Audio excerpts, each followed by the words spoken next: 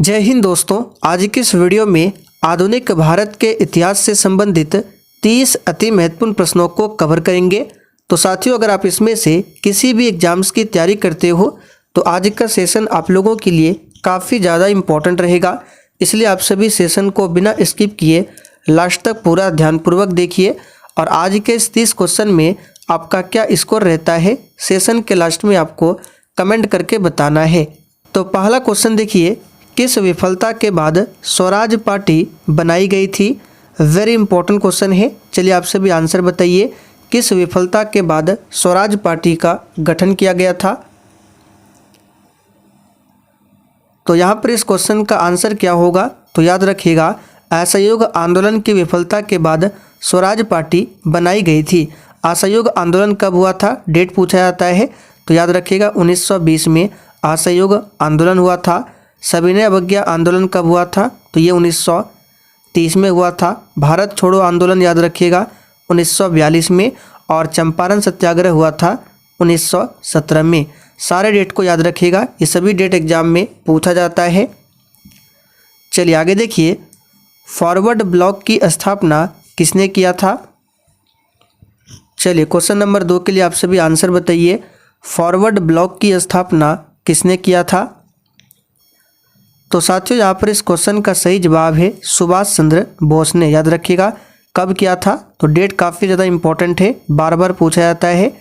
1939 में सुभाष चंद्र बोस ने forward block की स्थापना किया था। जयप्रकाश नारायण, याद रखिएगा, इन्होंने दिया था संपूर्ण क्रांति का नारा। तो अगर आपसे पूछे कि संपूर्ण क्रांति का नारा किसने दिया था, तो याद रखिएगा जयप्रकाश नारायण ने। अगला क्वेश्चन देखिए, भारतीय राष्ट्रीय कांग्रेस के प्रथम मुसलमान अध्यक्ष कौन थे? बिल्कुल सिलेक्टेड क्वेश्चन है, ये वही क्वेश्चन है जो आपके परीक्षाओं में बार बार पूछा जाता है। तो देखिए, सबसे पहले आपको पता होना चाहिए भारतीय राष्ट्रीय कांग्रेस की स्थापना कब हुई थी। तो याद रखिएगा 28 दिसंबर 1885 को। किसके समय में? तो लॉर्ड डफरिन के समय में। और किसने किया था? तो A.O. ह्यूम ने। और इसका प्रथम अधिवेशन कहाँ पर हुआ था? तो बम्बई में हुआ था। कब? 1885 में भारतीय राष्ट्रीय कांग्रेस का प्रथम अधिवेशन होता है बम्बई में। और इसके अध्यक्ष कौन बने थे? W.C. बनर्जी, यानी कि व्योमेश चंद्र बनर्जी। तो यहाँ पे पूछा जा रहा है प्रथम मुसलमान अध्यक्ष कौन था? तो सही जवाब है बदरुद्दीन तैयब जी। अगला क्वेश्चन देखिए, भारतीय राष्ट्रीय कांग्रेस के गठन संबंधी आंदोलन की किसने शुरुआत किया था? चलिए क्वेश्चन नंबर 4 के लिए आंसर कीजिए। और साथियों, जो भी चैनल पर पहली बार आए हैं, आप लोग क्लास टाइमिंग को नोट कर लीजिए। ये क्लास आपको डेली शाम 7:30 बजे लाइव चैट के साथ दिया जाता है। तो भारतीय राष्ट्रीय कांग्रेस के गठन संबंधी आंदोलन की शुरुआत किसने किया था? तो याद रखिएगा ये किया था A.O. ह्यूम ने। यहाँ पर डी ऑप्शन आपका सही जवाब है। और यहाँ से आपको एक क्वेश्चन ध्यान रखना है, A.O. ह्यूम को शिमला का संत भी माना जाता है, पूछा हुआ क्वेश्चन है। आगे देखिए, निम्नलिखित में से किस आंदोलन का नेतृत्व महात्मा गांधी ने किया था? सही जवाब है स्वदेशी आंदोलन। याद रखिएगा यहाँ पे क्या पूछा गया है, निम्नलिखित में से किस आंदोलन का नेतृत्व महात्मा गांधी ने नहीं किया था? यहाँ पे नहीं कर लेंगे, क्योंकि भारत छोड़ो आंदोलन, असहयोग आंदोलन, सविनय अवज्ञा आंदोलन, इन सभी का नेतृत्व किया था। जबकि बी ऑप्शन में जो स्वदेशी आंदोलन है, इसका नेतृत्व महात्मा गांधी ने नहीं किया था। स्वदेशी आंदोलन की बात करें तो बंगाल विभाजन के विरोध में स्टार्ट किया गया था। कब? तो 1905 में। इन सारे फैक्टों को ध्यान रखना है। तो यहाँ पे सही कर लेंगे, नहीं होगा। आगे देखिए, नरम दल और गरम दल के बीच फूट कहाँ और किस वर्ष में पड़ी थी? तो साथियों, इस क्वेश्चन का यहाँ पर सही जवाब है 1907 में पड़ा था। 1907 में जो कांग्रेस का सूरत अधिवेशन में हुआ था, इसी में नरम दल और गरम दल 2 भागों में बटा था। और इस अधिवेशन की अध्यक्षता किसने किया था, ये भी पूछा जाता है। तो याद रखिएगा सूरत अधिवेशन 1907 की अध्यक्षता किया था रास बिहारी घोष ने। आगे देखिए, पूना समझौता जो कि 1932 में हुआ था, किसके बीच में हुआ था? तो यहाँ पर इस क्वेश्चन का आंसर है गांधी और अंबेडकर के बीच में होता है पूना समझौता 1932 में। ये क्वेश्चन भी बार बार पूछा जाता है, याद रखिएगा। चलिए आगे बढ़ते हैं।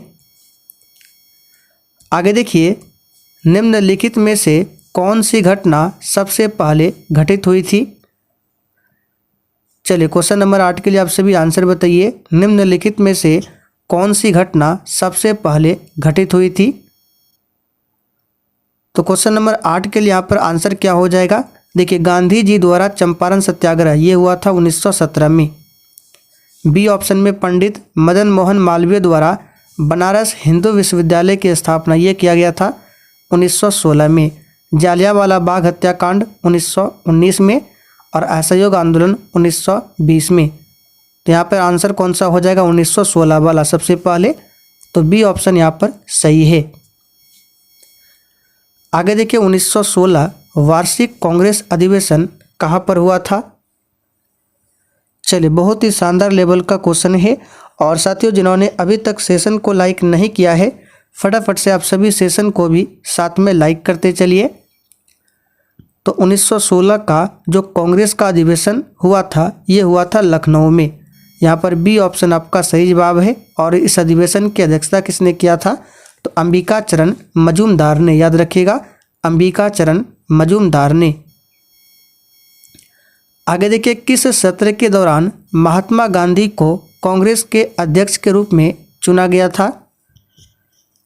देखिए, इस क्वेश्चन को हमने आपको पहले भी बहुत बार बताया है और ये क्वेश्चन बार बार पूछा जाता है, तो इसको याद कर लीजिए। सही जवाब है बेलगांव सत्र, जो कि बेलगांव जो है ये कर्नाटक राज्य में पड़ता है। और ये अधिवेशन कब हुआ था? तो 1924 में, जिसकी अध्यक्षता किया था किसने? तो खुद महात्मा गांधी ने। आगे देखिए, माउंट बेटन को भारत का वायसराय कब नियुक्त किया गया था?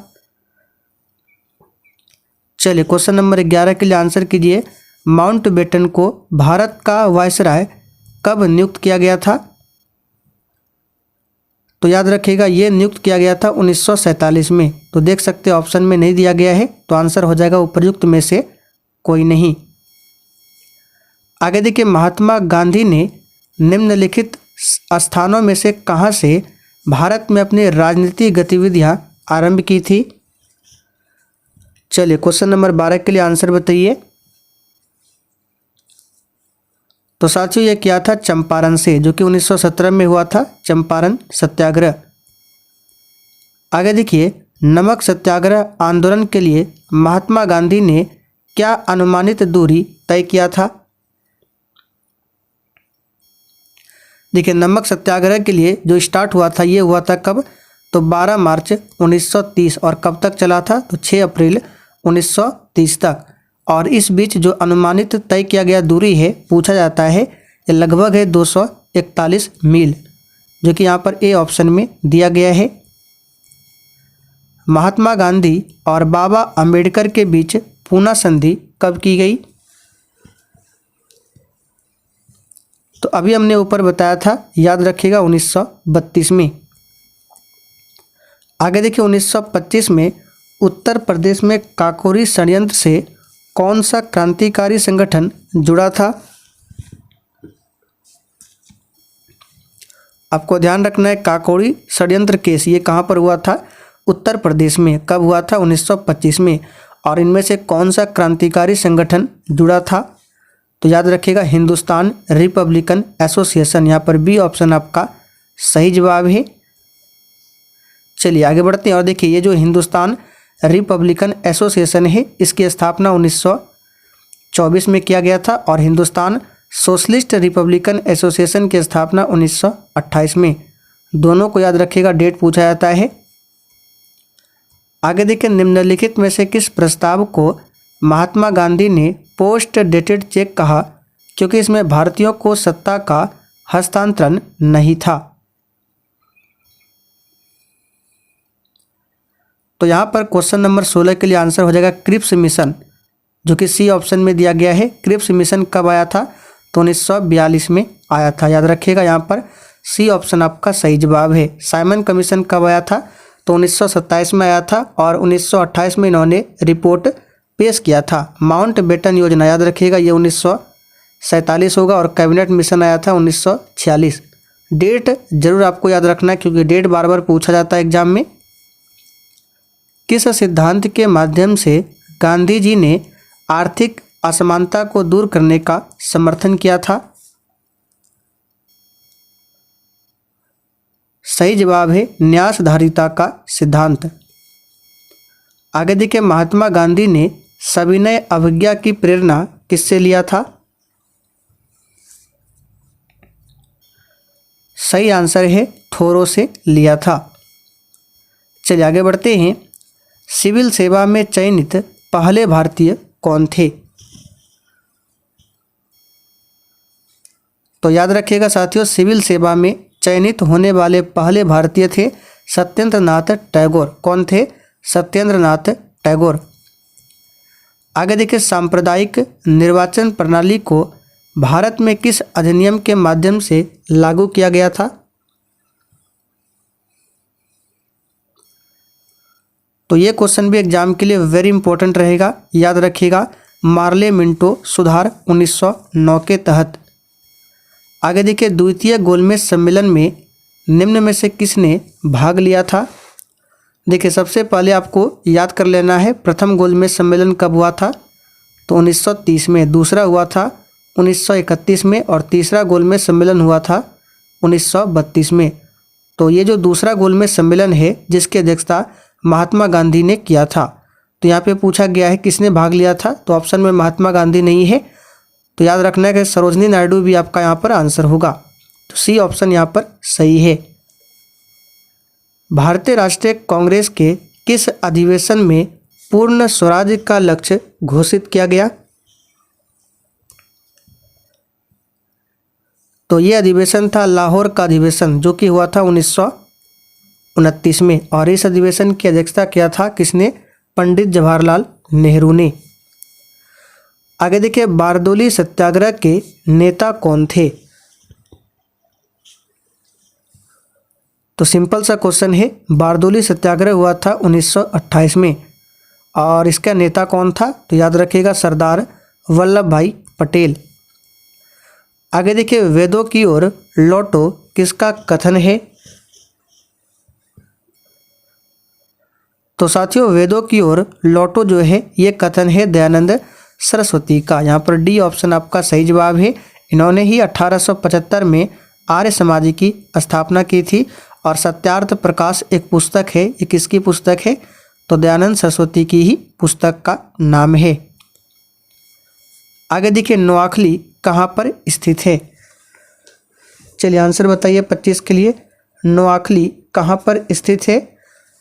तो ये बांग्लादेश में स्थित है। आगे देखिए, सती प्रथा किसके द्वारा प्रतिबंध की गई थी? तो देखिए, सती प्रथा का अंत हुआ था 1829 में और किसने किया था? तो विलियम बेंटिक ने। यहाँ पर सी ऑप्शन आपका सही जवाब है, विलियम बेंटिक। और इसमें सहयोग दिया था किसने? तो राजा राम मोहन राय ने। आगे देखिए, भारत में पहली बार ट्रेन का संचालन किस वर्ष में हुआ था?